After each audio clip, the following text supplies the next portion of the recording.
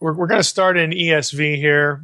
Again, I'm going to read basically the whole chapter 11. Well, not the whole chapter, the first 16 verses, the whole segment is probably a better way to say it, as it pertains to the head covering issue. So here we are in 1 Corinthians 11. Paul says, "Be imitators of me as I am of Christ. Now I commend you because you remember me in everything and maintain the traditions even as I delivered them to you. But I want you to understand that the head of every man is Christ, the head of a wife is her husband, the head of Christ is God. Every man who prays or prophesies with his head covered dishonors his head, but every wife who prays or prophesies with her head uncovered dishonors her head, since it is the same as if her head were shaven.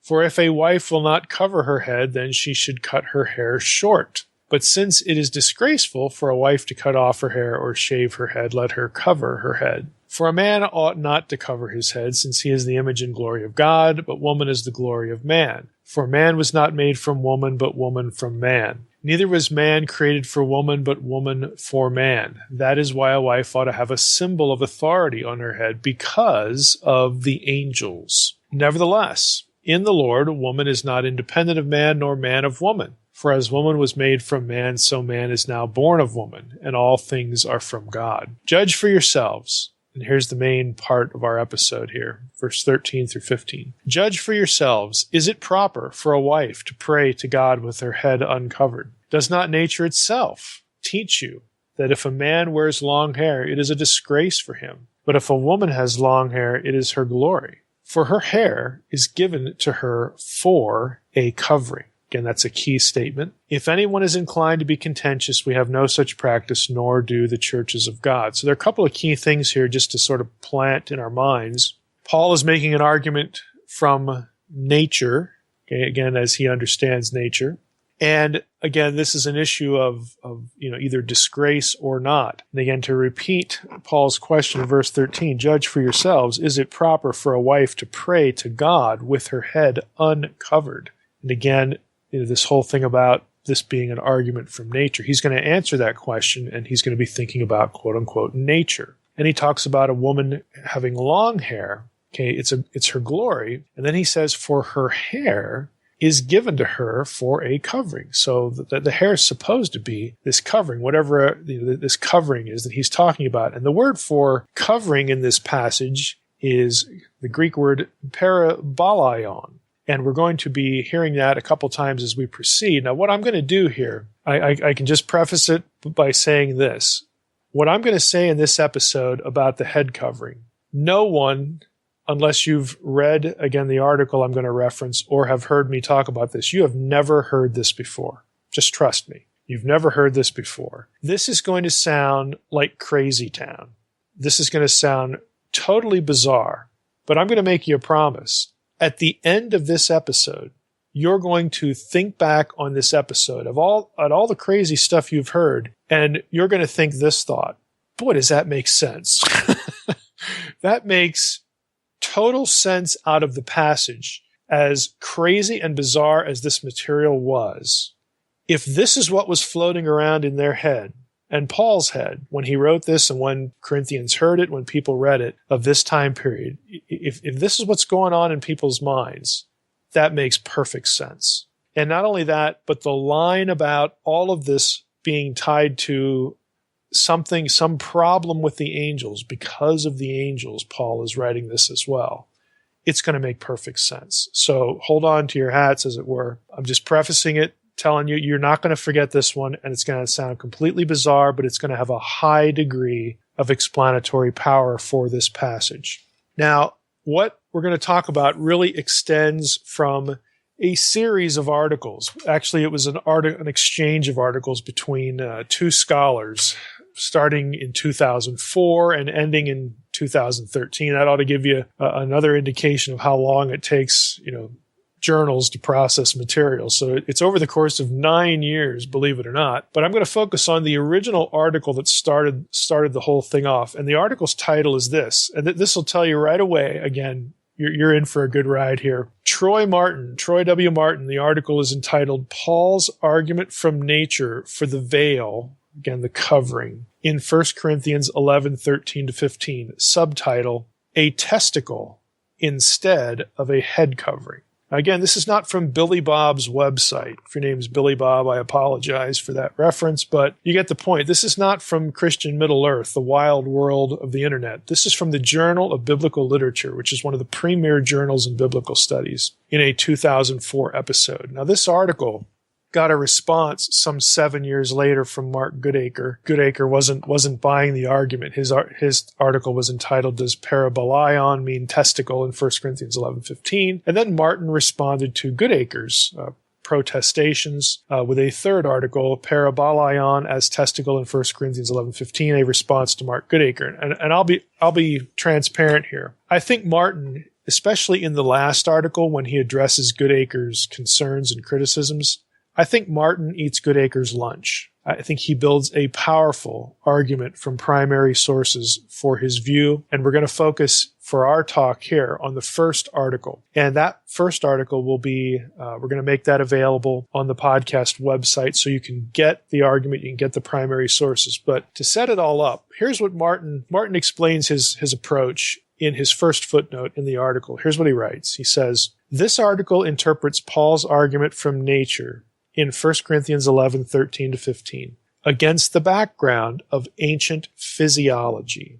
The Greek and Roman medical texts provide useful information for interpreting not only Paul's letters, but also other New Testament texts," unquote. And so what he's going to do is he's going to dive into Greek and Roman medical texts, mostly Greek material, people like Hippocrates. Again, we're familiar with Hippocrates, the Hippocratic Oath. Well, the Greeks and the Romans wrote mounds of medical literature that give us a pretty detailed picture of what they thought about human physiology in the first century and earlier.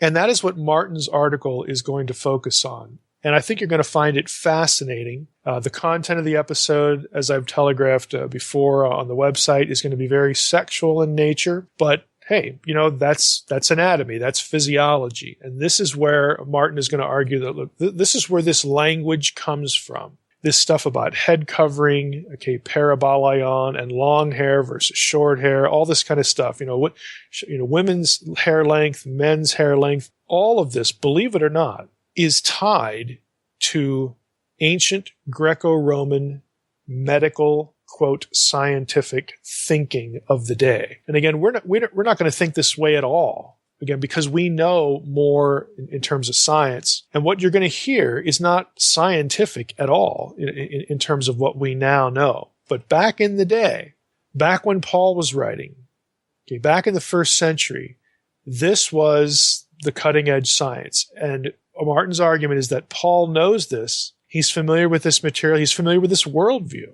And so when Paul writes 1 Corinthians 11, this is what he's thinking with his terminology and his recommendations, so on and so forth. And it has a lot to do, again, with human sexuality. So the key verse, "But if woman has long hair, it is her glory." Again, there's that part of a question. "For her hair is given to her given to her instead of, or for a covering, parabolaiu." So what I want to do is jump into Martin's article, and I'm going to read you excerpts. And I'm going to start here, again, the first couple pages of the article, and then I'm going to read you some long excerpts that he has from Greco-Roman medical literature. And you're going to see pretty quickly how that relates to what Paul writes in 1 Corinthians 11. So Martin says, "While many features of this argument in 1 Corinthians 11, 2-16 require explanation, the argument from nature in verses 13-15 is particularly problematic. The rationale for the natural shame of a man with long hair is obscure. Especially problematic is the statement that a woman's long hair is given to her instead of a covering in verse 15.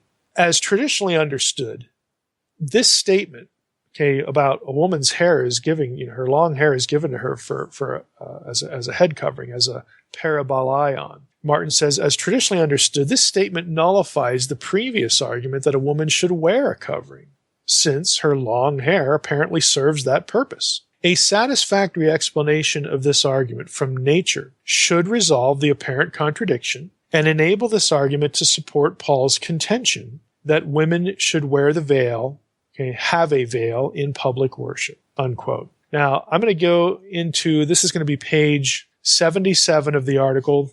What I just read to you is in the leading up to this. So I want to give you, once you look up the article, you can sort of land where I'm landing here, because I'm going to read through a series of sections of the article within which Martin is going to quote, again, from classical Greco-Roman texts. But just follow along as I read. And again, it's going to sound bizarre, but it's going to make a lot of sense when we're at the end here. And the lights will probably go on for you even before we get to the ending summary. So Martin writes, beginning here at the top of page 77, since parabolaion is contrasted with hair, which is part of the body, the physiological semantic domain of parabolaion in 1 Corinthians 11:15 becomes particularly relevant. Euripides, again a Greek writer, uses parabolaion in reference to a body part. He casts Hercules as complaining. Here's what Hercules says, quote, after I received my bags of flesh,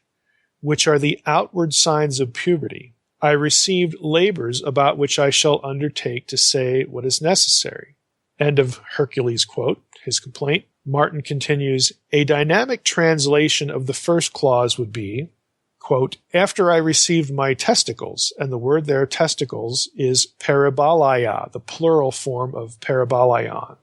After I received my testicles, which are the outward signs of puberty, and so on and so forth. So that's what Hercules is talking about, his testicles, the outward signs of puberty. So Martin says, in this text from Euripides, the term parabolaion refers to a testicle. And he has a footnote, and in his third article, he gives you a lot more texts, primary texts for how this word's used. He continues, Achilles Tatius plays on this meaning of parabolaion in his erotic description of a garden, in which Clitophon seeks an amorous encounter with Leucippe.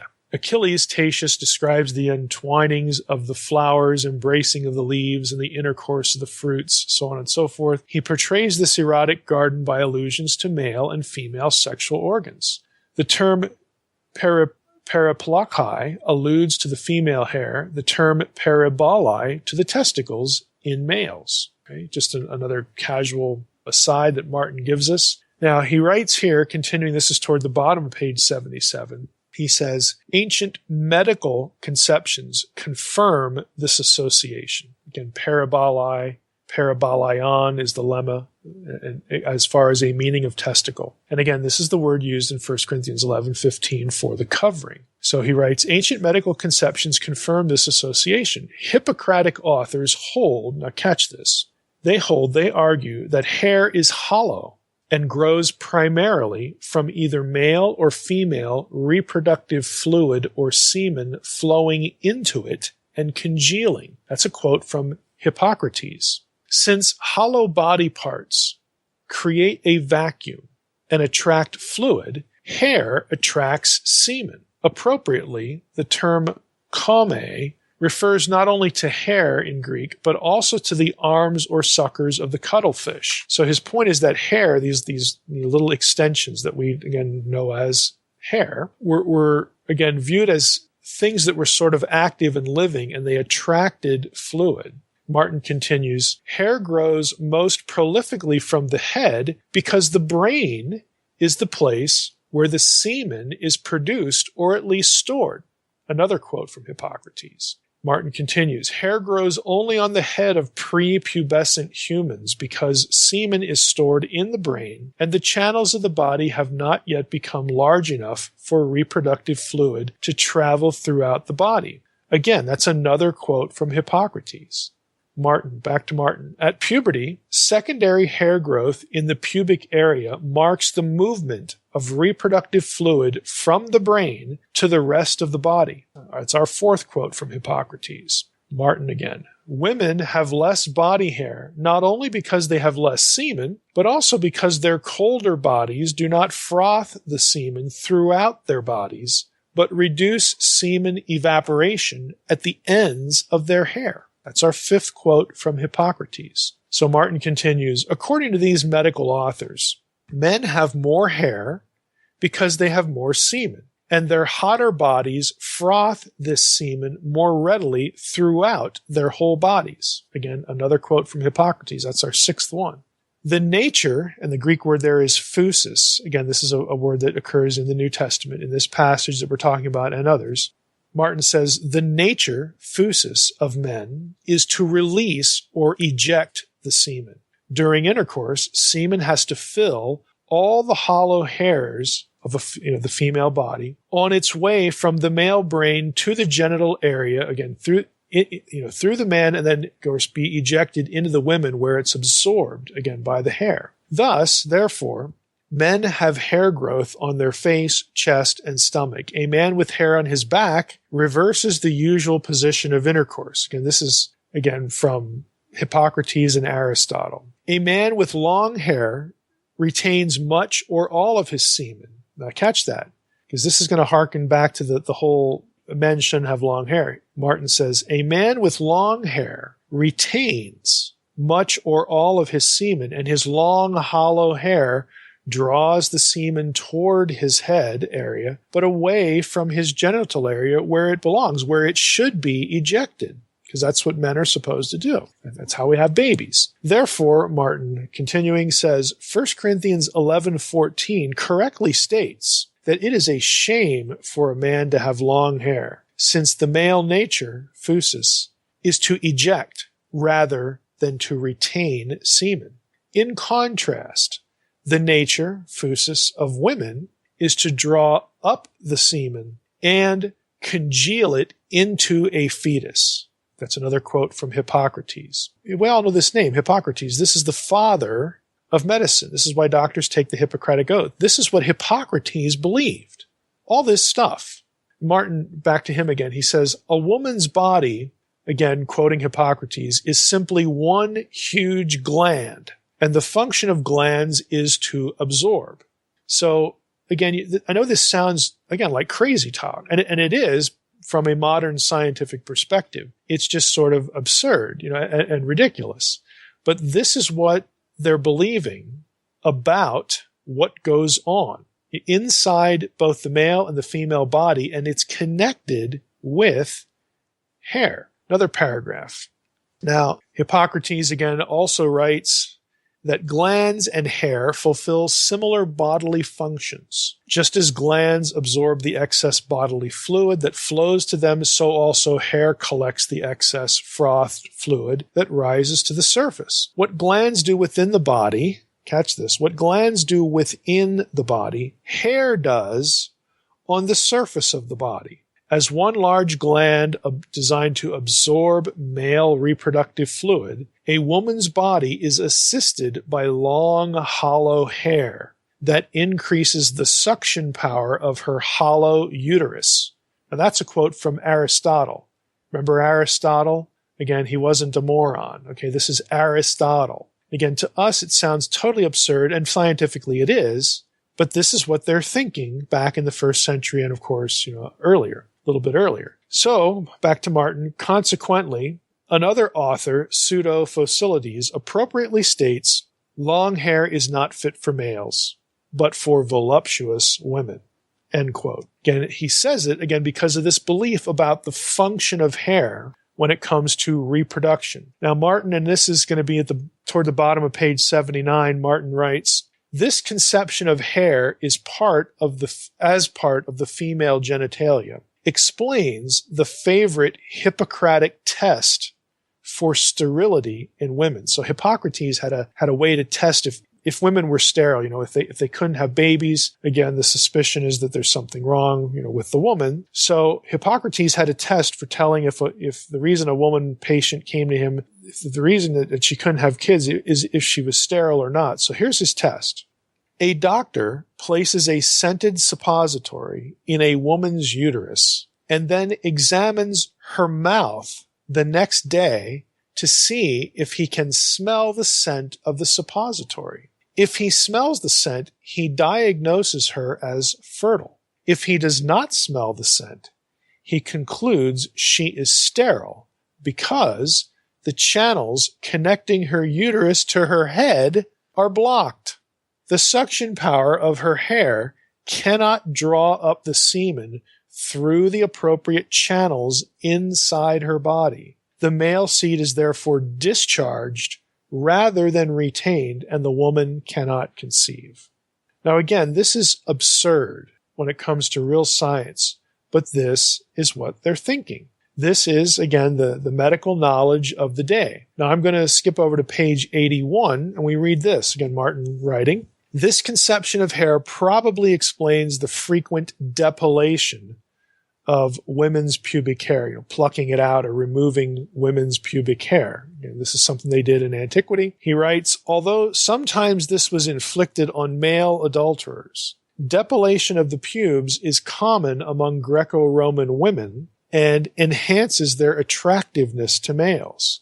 Plucking, singeing, and applying caustic resins are the means of removing the hair, but singeing is the most effective in enhancing fertility. In Aristophanes, the one character, Praxagora, praises the lamp for singeing the flowering hair.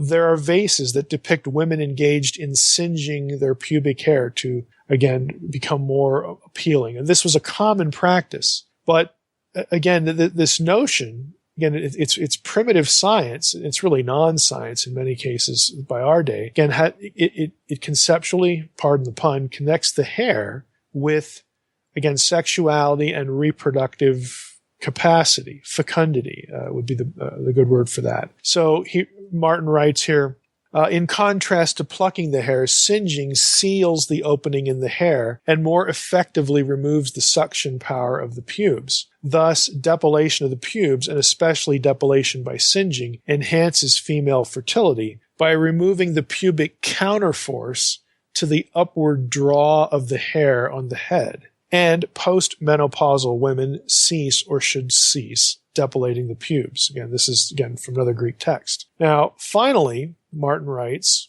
this conception of hair explains why prepubescent girls were not required to wear the veil. They were not required to wear the head covering, whereas adult women were. Before puberty, a girl's hair is not a functioning genital and does not differ from a boy's hair. After puberty, however, this situation changes. Again, according to the medical science of the day, Tertullian, very famous church father, draws an analogy between prepubescent children and Adam and Eve, who were naked before they became aware of genital differentiation. Afterwards, though, Tertullian notes, quote, they each marked the intelligence of their own sex by a covering. He's referring to Adam and Eve here, unquote. Noting the growth of the pubes to cover the female pudendum, Tertullian exhorts, quote, let her whose lower parts are not bare have her upper likewise covered, unquote. Martin says, Tertullian's analogy and exhortation presume that hair becomes a functioning part of a young woman's genitalia at puberty, similar to the way testicles begin functioning at puberty as part of the male genitalia in facilitating the dissemination of semen. Prepubescent girls, therefore, need not cover their hair, but pubescent young women should, and Tertullian recommends that the extent of the veil be, quote, coextensive with the space covered by the hair, the woman's hair on her head, when unbound.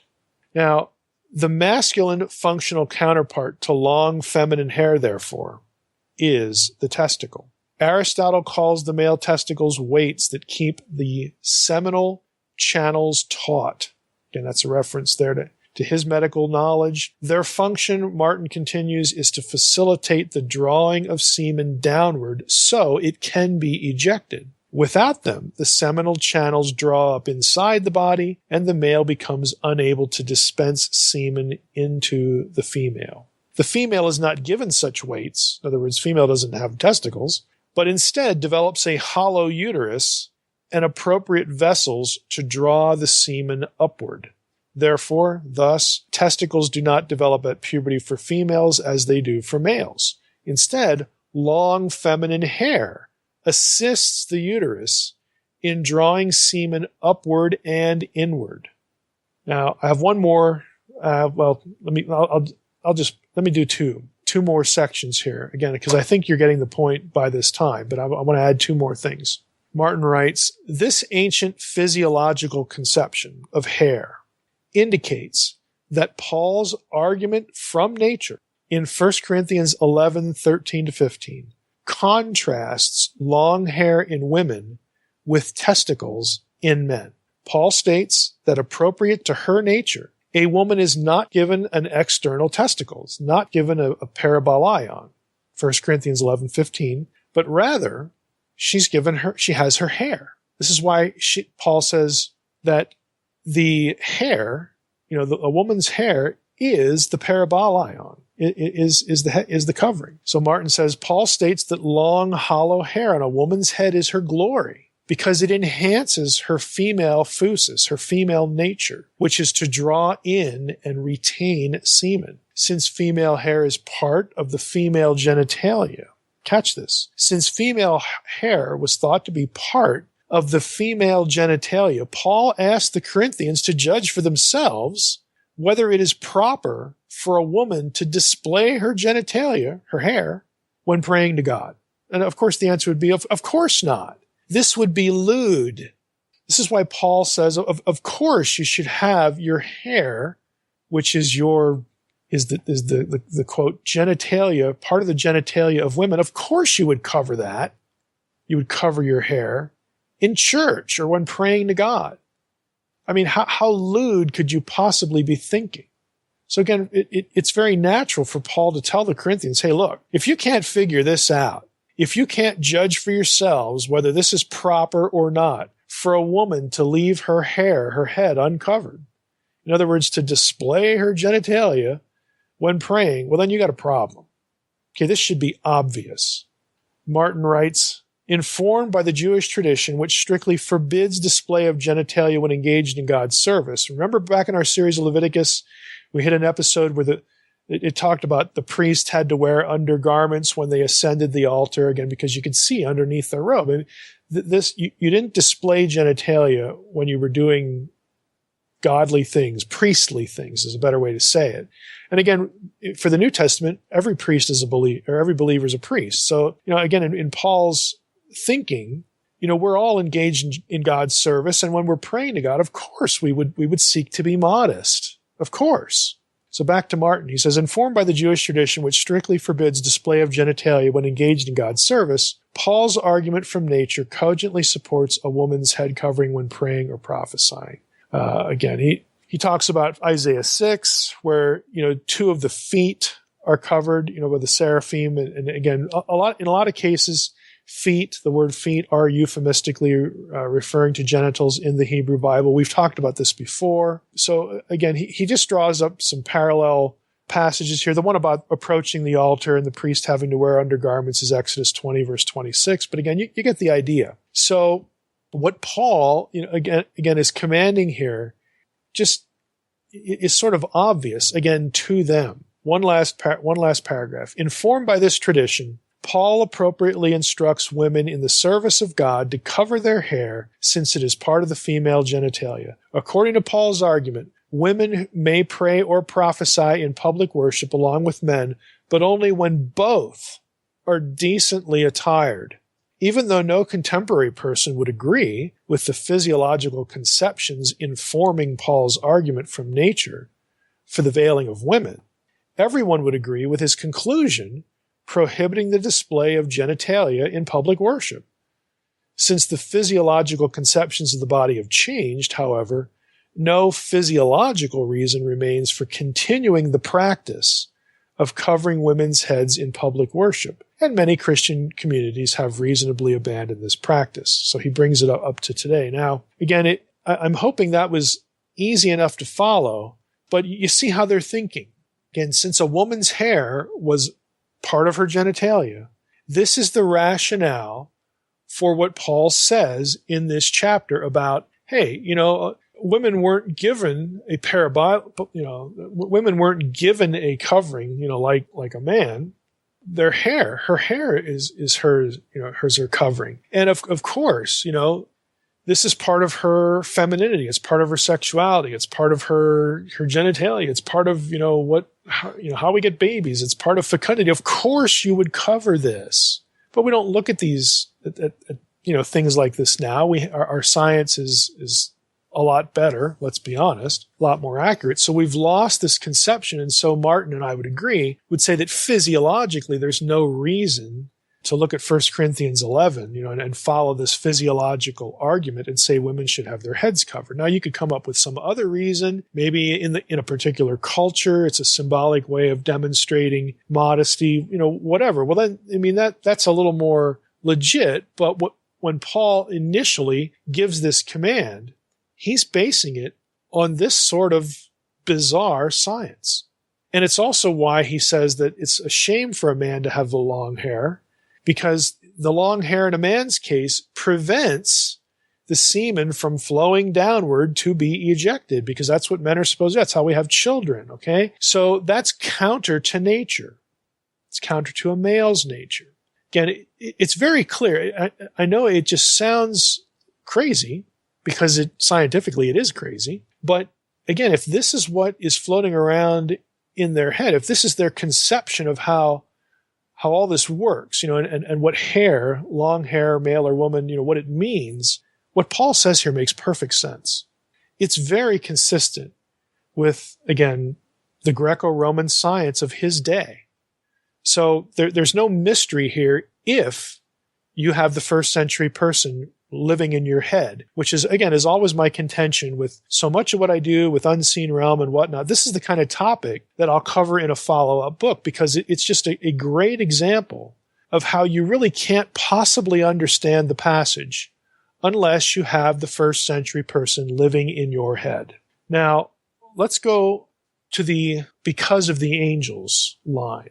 Now, when I first read this article, what got me first, of course, was the title. The word testicle in a journal title, and Paul in 1 Corinthians 11, I thought, what in the world is this guy talking about? When I read the article, it's like, holy cow, this just makes so much sense. It has high explanatory power for what's going on here. And I, of course, noticed that he didn't say anything in the article about, hey, what I'm going to be talking to you here, is important because of the angels. So what I did was I sent Troy Martin an email, and I said, hey, I read your article, really enjoyed it, thought it was great, but I have a question. Do you think that this worldview, that you explained so well, again, using primary sources in your article, do you think that this worldview is the backdrop for when Paul says that this is important because of the angels, that what he's thinking back to is Genesis 6, is the Genesis 6, 1 through 4 offense, the sons of God, the daughters of men? Is he thinking of the Enochian Watchers worldview that there was a strong stream of in the Second Temple period? Is this what Paul's thinking of in Jewish terms, in Old Testament terms, which is why he'd sort of throw this in?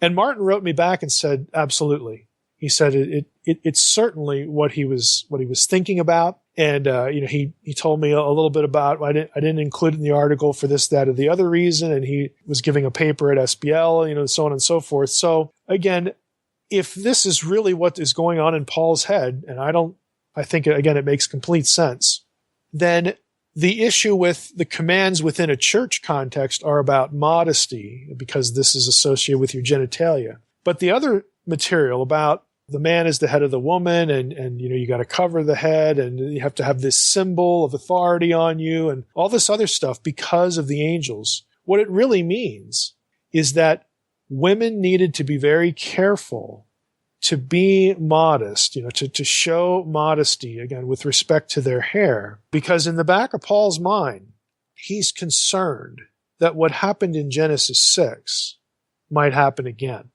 For Paul, that is a possibility. We do not want another problem like this, because in Second Temple Jewish thinking, and we might in the future at some point want to say more about the Second Temple Jewish tradition about the proliferation of evil. Why is the world as wicked as it is?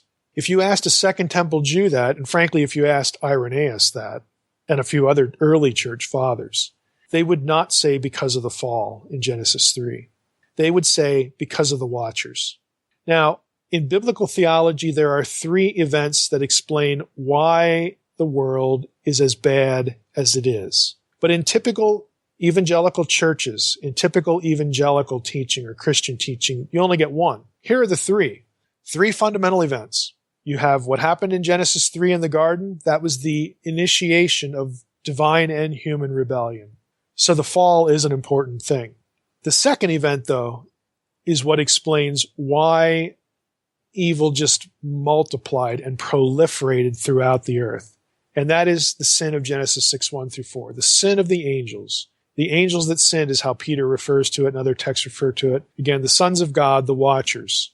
That was a huge deal in Second Temple Judaism. It's not in typical Christian teaching today because we have stripped the supernatural out of the passage and we have consigned it to the shelf where it can be forgotten. The third critical event that explains why the world is as bad as it is for a biblical person living in the biblical period, was the Tower of Babel incident, Genesis 11, or Deuteronomy 32:8-9, when the nations were disinherited, put under the authority of other lesser gods, Elohim, sons of God, and then they wind up rebelling and seducing God's own people to idolatry. So why is the world the bad place that it is? Because humanity and divine beings decided to rebel back in Genesis 3. Genesis 6 just multiplied the evil because you had multiple sons of God, multiple divine beings transgressing heaven and earth and corrupting people. And then third, because the earth, the nations of the earth, except for God's people, God's place, God's piece of turf, the cosmic geography concept, because all of that is under dominion of hostile, wicked gods, powers of darkness. That is why the world is the way it is. But we don't get that in church. We don't get that really anywhere, except for what I'm trying to do here and what the sources that I refer listeners and readers to. It's all out there in the scholarly literature. This is a no-brainer in terms of the scholarly literature. It just never filters down to the pew. Scholarship never makes its way into inside the walls of a church. So, this is what we have. And when Paul, again in 1 Corinthians 11, it's very evident that Paul has Genesis 6, the Enochic idea, floating around inside of his head. And because of what he believes about what the hair of a woman, what all that means, his advice to her is, okay, when we do spiritual service, we of course want to be modest, but then, we also have a problem here with, again, making sure that we're in the right relationship, not only to our, to husbands and wives and all this stuff, but we need to show it. We need to have this symbol of modesty and submission and authority, whatever you want to call it. We need to not be lewd for another reason, and that is because of the angels. We know that bad things happen, like this in the past. And so for Paul, he was concerned. And so he judges it necessary to take care of this issue. Again, the issue of, sexuality, but oddly enough for us, bizarrely enough for us, it is connected in his mind to this whole hair/head covering issue. Now, I'm going to post a second article that Troy Martin recommended to me in addition to his own work, dealing with the because of the angels phrase. And that article was written by Lauren Stuckenbrook. Many of you will recognize that name because he is probably the leading scholar on Enochian stuff today. And, I've referenced his work a number of times, but he actually has an article that's difficult to find on this particular issue. And again, Martin said, basically, he didn't tell me, if he disagreed, with everything in it or not. And of course, there might be something, that would be disconnect, with what I'm saying and something I might say in Unseen Realm. But that's not the point. The point is that they see a clear connection between the Enochian problem in Genesis 6 and the head covering passage here in 1 Corinthians 11.